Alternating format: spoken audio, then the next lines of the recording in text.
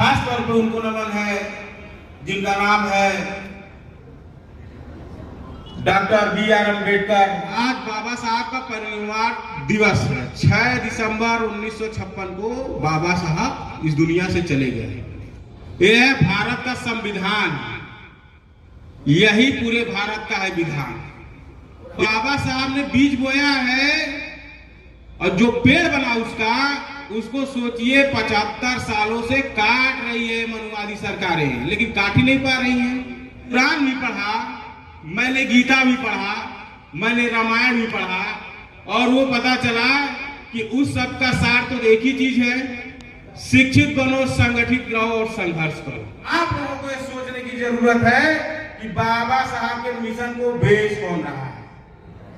आपको सोचने की जरूरत है कि वो दलितों के मसीहा बाद में बने, वो पहले इस देश के मसीहा थे जिन्होंने इतना खूबसूरत संविधान दिया। समय पर जन्मे मैं बहुजन महापुरुषों को नमन करता हूं, जिनके अथक प्रयासों से, अथक कड़ी लगन, मेहनत की वजह से इस बड़े से मंच पर हमको बोलने का अवसर मिला। उनका हम कर्ज तो नहीं अदा कर पाएंगे, उनको हम याद कर सकते हैं, उनको हम पढ़ सकते हैं। तो उन सभी क्रांतिकारी महापुरुषों को मेरा नमन है और खास तौर पे उनको नमन है जिनका नाम है डॉक्टर B.R. अम्बेडकर, जिनको लोग कहते हैं दलितों के मसीहा। एक बात आप लोग ध्यान दीजिए कि वो दलितों के मसीहा बाद में बने, वो पहले इस देश के मसीहा थे जिन्होंने इतना खूबसूरत संविधान दिया। हमारे वक्तागण ने बहुत सारी बातें आजाद समाज पार्टी के राष्ट्रीय अध्यक्ष के बारे में कही और इसमें कोई अंश नहीं है, कोई शंका नहीं है कि वो बहुत अच्छा काम करते हैं और 30 दिन में लगातार 30 दिन वो काम करते हैं और उनके अथक प्रयासों से सभी लोग जान रहे हैं कि राजस्थान में हाल फिलहाल चुनाव हुआ, उनकी कड़ी मेहनत से हम लोग सपा बसपा से ऊपर उठ पाए 3.5%।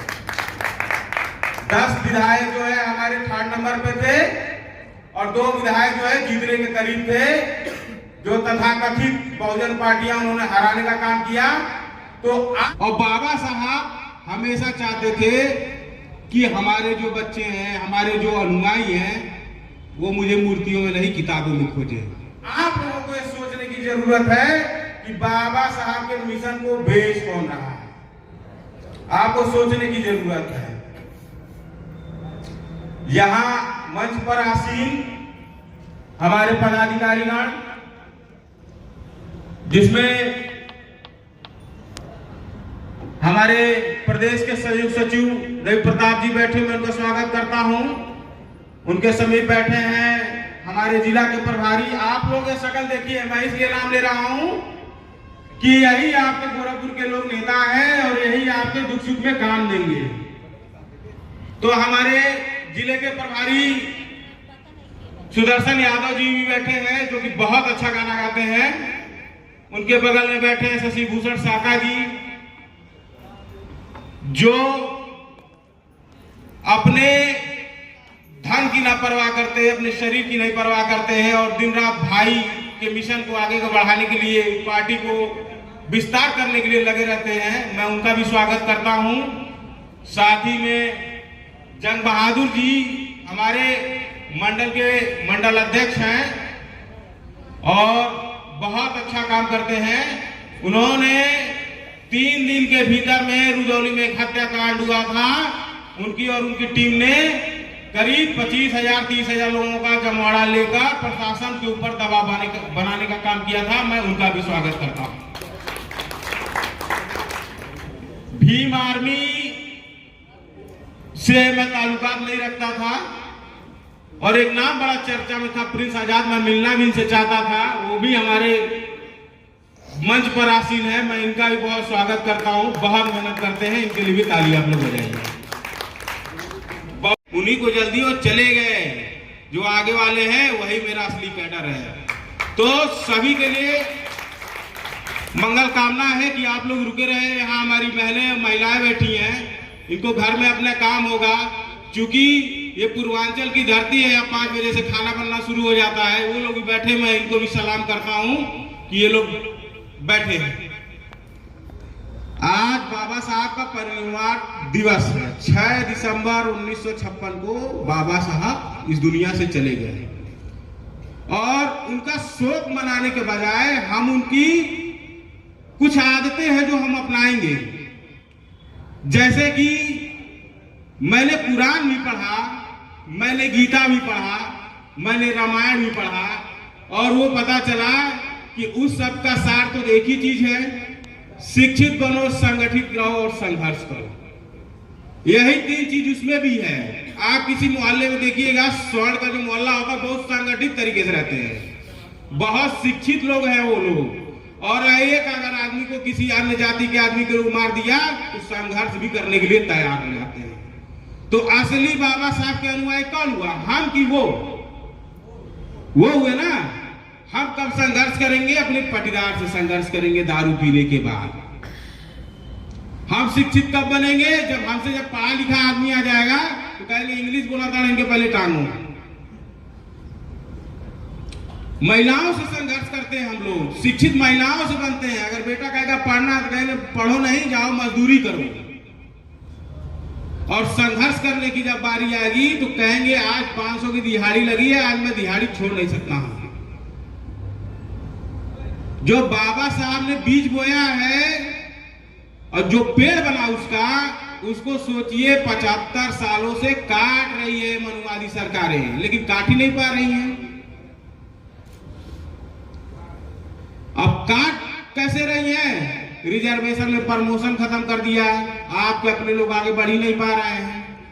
शिक्षा में सीटें कम कर दी, IIT एम्स जैसे शिक्षा संस्था में कम कर दिया।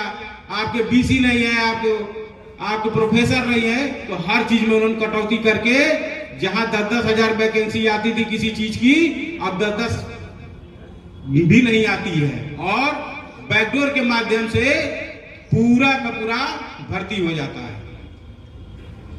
तो ये सरकारें नुकसान कर रही हैं। और बाबा साहब को हमको याद करने का सबसे अच्छा तरीका आपको बताऊं मैं क्या है, इसको जानते हैं आप लोग क्या है? ये है भारत का संविधान। यही पूरे भारत का है विधान, इसी से पूरा चलता है। बताइए रामायण और उससे चलता है क्या? इसी से चलता है ना जो बाबा साहब ने लिख के गया। जब हम किसी घर में पैदा होते हैं और लड़का जब हम पैदा होते हैं तो हमें बड़ी खुशी होती है कि हमारे बाप के पास 4 हिस्सा है तो 1 हिस्सा हमको भी मिलेगा। मिलेगा कि नहीं? आप बताइए, इस पैतृक सत्ता में लड़कों को जो है खानदानी वो क्या कहते हैं, समझ लीजिए संपत्ति मिलती है। तो ये संपत्ति हम अपने बच्चों को क्यों नहीं दे पा रहे हैं? ये वाली संपत्ति हमारे बाप ने हमको नहीं दी, लेकिन हमारी ये कर्तव्य बनता है जब हमारी जानकारी होगी तो ये संपत्ति अपने बेटों को देना चाहते हैं नहीं देना चाहते हैं। जब इसको पढ़ना शुरू करेंगे, यकीन मानिए थाना का पुर्जा खोल देंगे आप लोग, प्रशासन का पुर्जा खोल देंगे। इसी में पूरा बचाव है। और मैं और ये इस देश का सबसे पवित्र ग्रंथ है, जिसको नहीं पढ़ना चाहिए तो उन्होंने पढ़ा और आज जज, कलेक्टर और तमाम चीजें बनकर बैठे हैं। और आप मजदूरी के लिए तरस रहे हो कि 400, 500, 600 मिल जाता अगर तो हमारा आज का काम हो जाता है। आज ऑफिस में आप लोग जाते होंगे, किसी सरकारी ऑफिस में, किसी सरकारी ऑफिस में जाइए, आपका आदमी मिलता है? नहीं मिलता है। खोजने से भी नहीं मिल रहा है आज का आदमी। वो इसलिए नहीं मिल रहा है कि आपको लोगों को धीरे धीरे जबरियन हटाया जा रहा है, किसी न किसी तरीके से खत्म किया जा रहा है। तो एक तरीके से संविधान ने जो आपको अधिकार दिया है उसको खत्म किया जा रहा है। बाबा साहब की बातें बहुत हम लोग करते हैं, लेकिन कसम से बता रहे हैं, मेरा खुद का अनुभव है, जब पैर में दर्द आती कहते हैं हे राम, पैर में दर्द होता है तो कहते हैं हे राम, और गाड़ी से चोट कर कहेंगे राम राम। तो कहाँ से जय भीम आप लोग करेंगे? ये नकली चोला छोड़ दीजिए आप लोग। ये नकलीपन छोड़ दीजिए। वो अपने मिशन के प्रति वफादार हैं, हम अपने मिशन के प्रति वफादार नहीं है, इसीलिए हम लोग कहीं ना कहीं गर्त में चले जा रहे हैं। ये ताली बजाने का विषय नहीं है, आप लोगों को समझने का विषय है। मैं बहुत अच्छे अच्छे भाषण दे सकता था, कविताएं कह सकता, मुहावरा कह सकता हूं, क्योंकि हमने बाबा साहब को पढ़ा।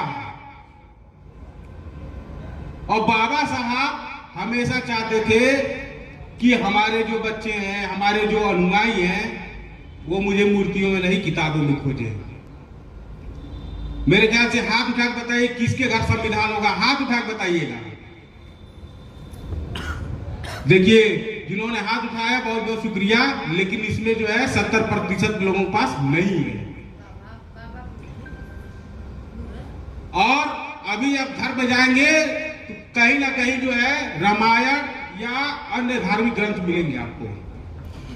तो मैं बस इतना कहना चाहूंगा आप लोगों से, इस ग्रंथ को अपनाइए, वरना वो बहुत दिन दूर नहीं है जब गले में मटका और पीछे झाड़ू होगी।